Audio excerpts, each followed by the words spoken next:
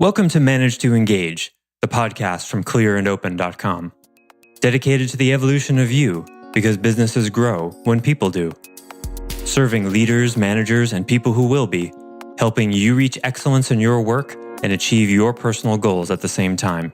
Sign up for the free course at clearandopen.com. Whatever your deepest gift is, it's so you that you don't realize that you have it. It's just you. And then often it can take until your late 20s, even later, to realize, oh, not everybody gets that. For example, common sense. What we call common sense, anything but common. Hi, it's Joseph, and thanks for tuning in to Manage to Engage, the podcast from clearandopen.com. Most of us are conditioned to normalize disappointment from a very young age, but that behavior has a dark shadow, normalizing our reactions to disappointment. So to wrap up this 4-part series, I want to help you denormalize disappointment in your life so that you have a frame to start managing it better. I offer weekly member webcasts, online courses, and mentorship at clearandopen.com because it's my truth that with the right tools, anyone can eliminate the people, money, and time problems holding them back in business. And I share parts of these webcasts and courses on this show because I want to help you too. If you're enjoying the show and learning from it, I'd love your feedback. If you're listening to the show on an Apple device, all you have to do is open the podcast app, view the full description of this episode, and click the link to leave a rating and review for the show. Thanks so much for listening. Let's start the show.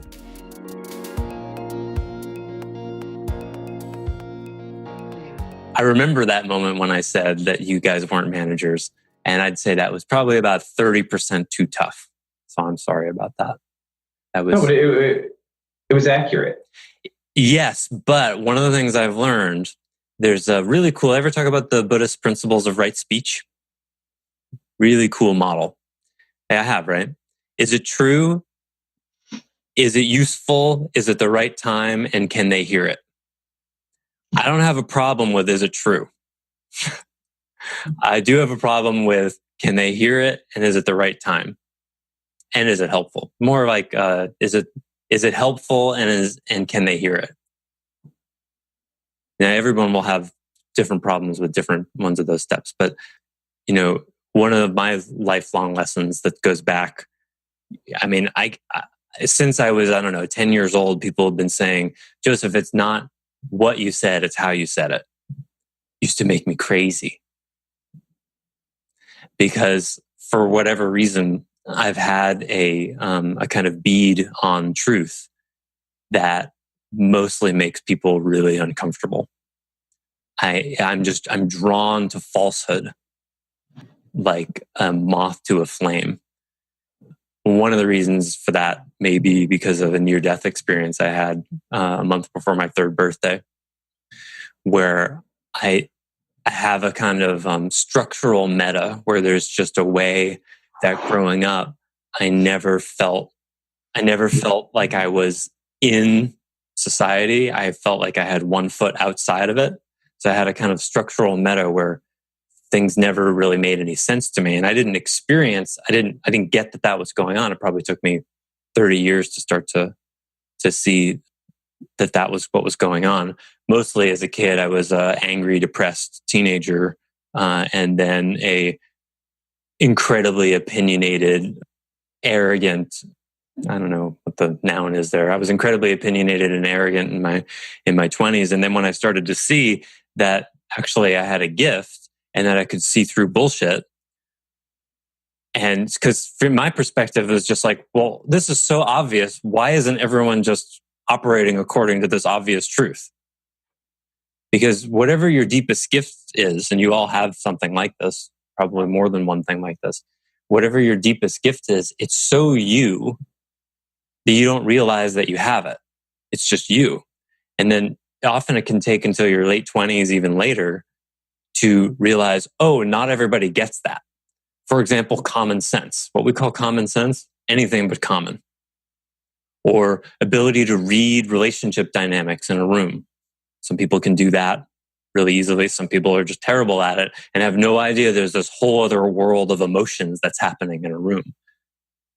I didn't see that until my early 30s. I couldn't read relationship dynamics at all. I was literally, disabled in that realm because my father is. So anyway, that's one of the most foundational things about me. Maybe related to this car accident. It happened so early, it's hard to know. But maybe I was born that way. I don't know. But there's just some way in which I'm not of this world, such that the shadow side, unfortunately, is that I pretty much always feel like a stranger in a strange land, because the whole world looks to me like I don't know how to describe it, like the Star Wars cantina, where like everybody is completely different, has radically different values. It's total chaos. It's on the brink of murder, but everybody's kind of pretending that everything's fine and getting along.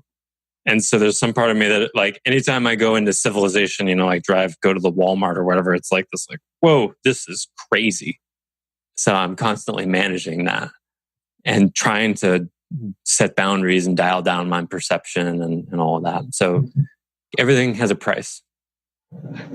And so sometimes, like when I was just talking about, sometimes I get too edgy when I let things in too deep, or I let things bug me, or I get disappointed when someone will behave in a way or say something in a way that is below where I think they should be. There's a judgment, right?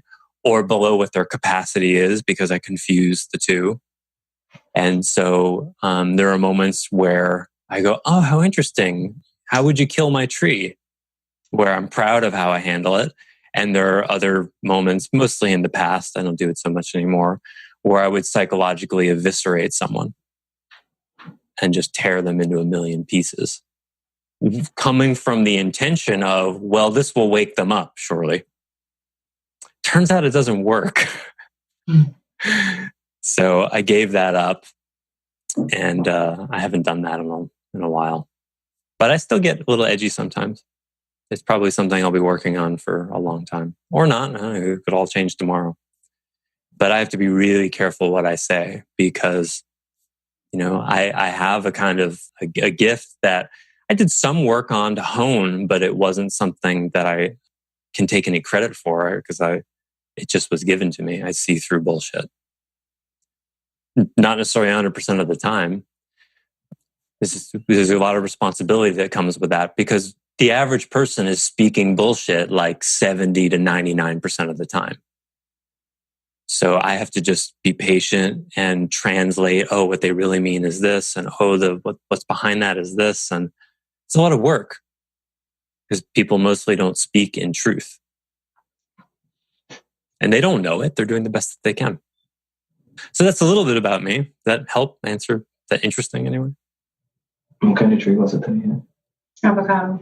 Do you still have the avocado tree, and do you feel safe eating the avocados? Oh yeah, I didn't resolve that story. I told him, I asked him if he'd be okay with me pruning the branches that were going onto his side. And he was okay with that. Or so he said. And yeah, so it's still there. And Obviously, he's not poisoned. Did he pay you $100? He did not pay me the $100, nor did I ask. And that was another great example of the standing up for him. Like, well, I'd rather not cut the tree down, because that would have been too conciliatory, right? That would have been caving into his bullying. And besides, the avocados on that tree are awesome. And avocados take a long time to start fruiting. I've got a lot of, 3 or 4 young trees, but it's only 2 of them fruit. And so that was my compromise, and he was okay with that. And I told him, I certainly wouldn't want the death of a horse on my conscience. I mean, screw Gary. I don't want the dead horse on my... If he was like, hey, Gary, I've only seen one of your horses around. Yeah, you killed the other one without your avocado. Like, that would suck. You would like throw it on your side. Yeah.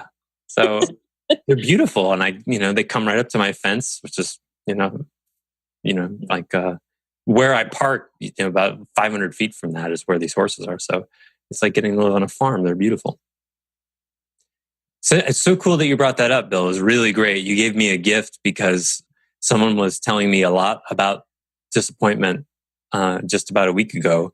And then I got to say it all in my own words. And that's one of the ways I get to learn. So it was a really cool opportunity. I certainly needed to hear it again. And it's really useful. That's a really subtle thing, because just similar to guilt, we think disappointment is normal in some ways where it's actually not. It's like it's normal in the way of it's going to happen, but the reactions we tend to have, which is frustration, anger, sadness, the conditioning is that those are more normal than they really are. But the conditioning is we ought not be disappointed, right? That's how we think. How do I avoid it? How do I whatever? Instead of the conditioning being, oh boy, you will be disappointed again and again and again. So decide right now how you want to deal with that. That's the reframe.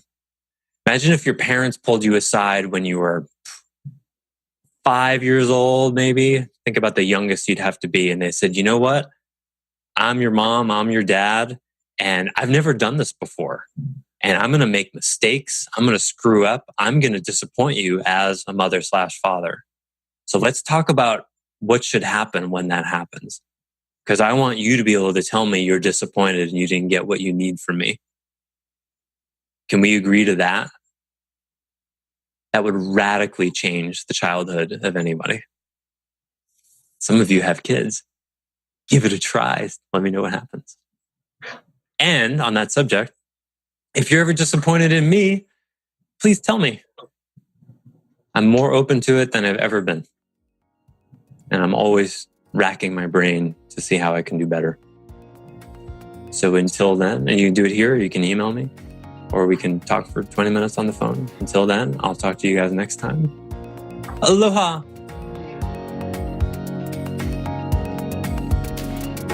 Thanks for listening to Manage to Engage, the Clear and Open podcast.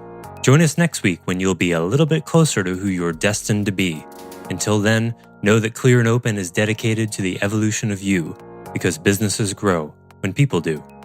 If you want to help the show grow, I'd appreciate you leaving a rating and review on iTunes. All you have to do is open the Apple Podcasts app, view the full description of the episode, and click the link to leave a rating and review.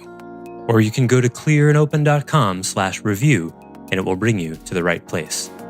If you're looking for more support on your journey, head over to clearandopen.com for even more tools, articles, and free resources. Thanks so much for listening. Bye for now.